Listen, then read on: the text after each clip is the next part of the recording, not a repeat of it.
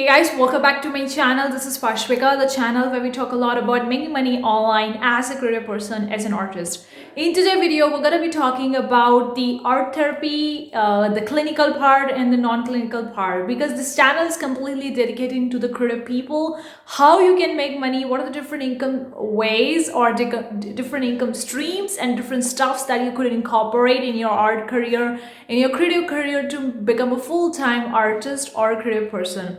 So we're gonna be talking about the art therapy, healing with the art, because this is the stuff that is growing so much. And do you really need a degree for that? Like, some of the things you do need a degree, and some of the things you could very well start being as an artist as well.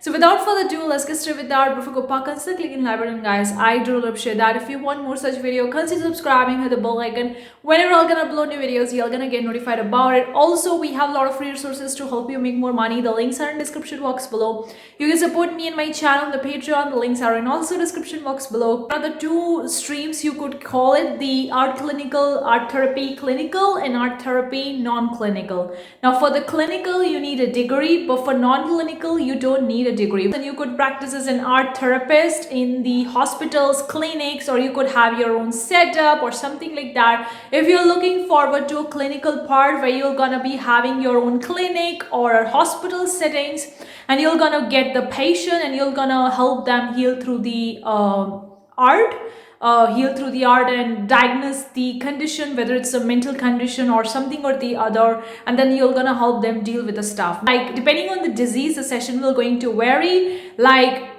a few of the diseases can be cured in one session, like for an hour or 2 hours, or for some of the diseases or some of the problems that are a little bit more complicated, you're gonna need a multiple different sessions. So that is kind of like a hospital setup or a clinical setup of the art therapy. You do need to study for this particular stuff. Like, I think the bachelor's is 4 years of bachelor's, and then you need to have a master's. Now often people actually finishing up with the bachelor start with the art therapy, and they started taking the patients and clients and all that stuff, but some do take a master's and then begin all that stuff. So it depends, okay? And also, depending on wherever you're laying, the things will obviously gonna vary. I'm talking from the US point of view.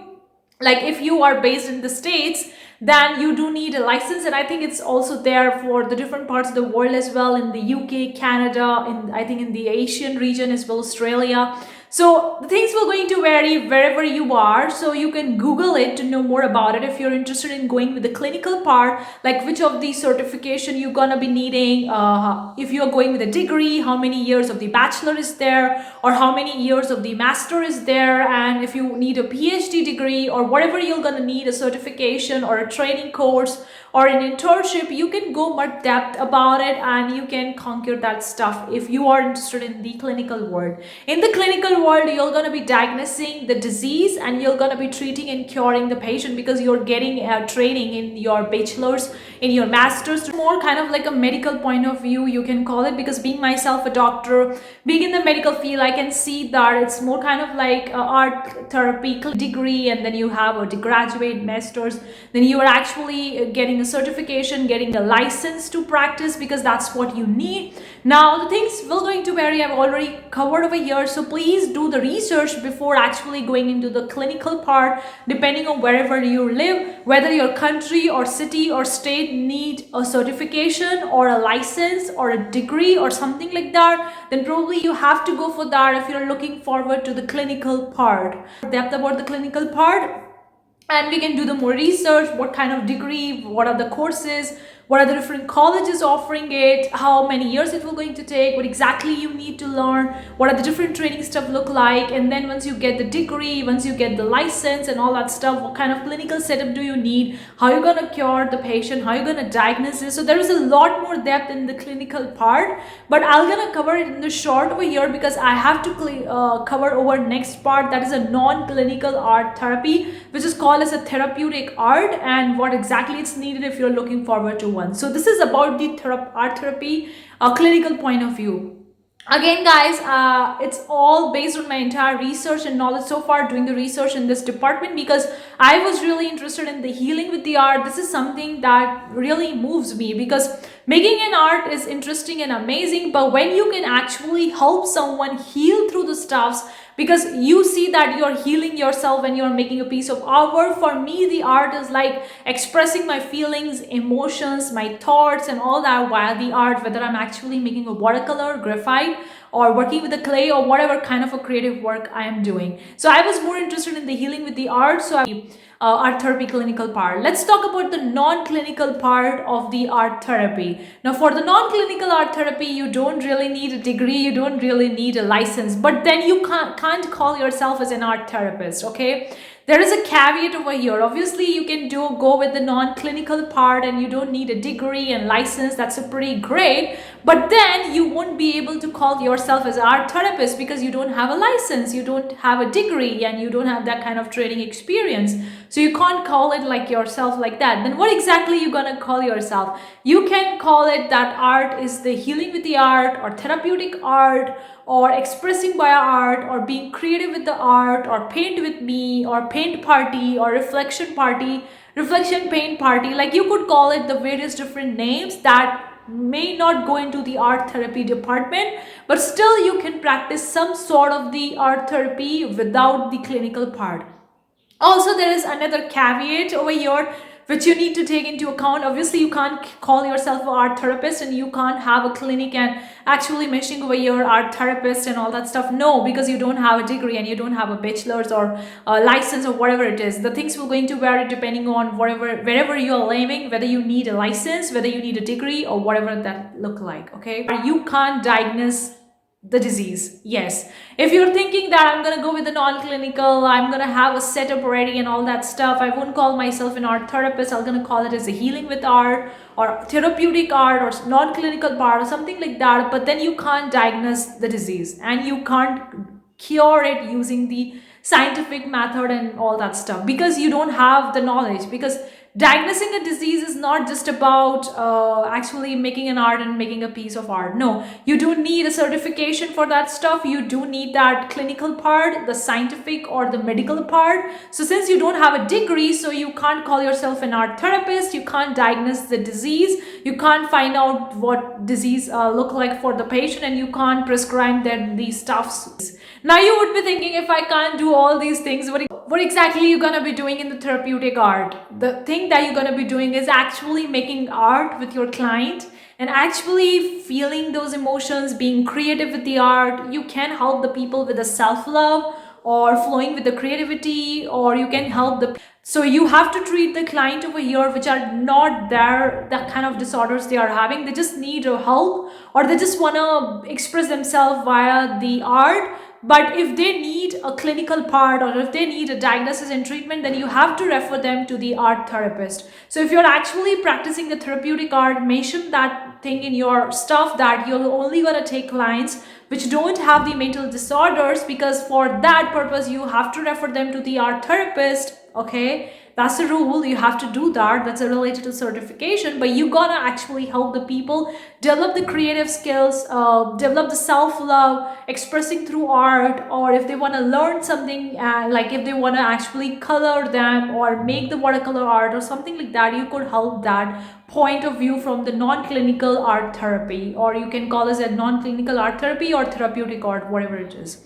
But make sure when you're actually doing the therapeutic art, mention that clearly that you're not an art therapist, you are an artist or a creative person helping the people with the art, but you're not here to actually diagnose and treating the mental disorders. For that, you have to refer to the art therapist or psychologist or whatever stuff they need. Okay, you have to refer to the professionals. You are not a professional, you are a creative people, and you are helping people with the self-love, with the healing expressions, with the kind of like a sadness, a depression, a little bit of these stuffs that people go through in the life. Like, we do all go through something or the other in our life. Sometimes we go through the loneliness, lacking the self-love, or kind of like being in a depression, depressed, sadness, doubt, fear, and all that stuff. We go through that, and these things doesn't need that much of the diagnosis and treatment unless it actually go very deeply rooted in ourselves, and it create something kind of like a mental disorders which is clearly visible. Then that's the case, you have to refer to the clinical. I hope it makes sense.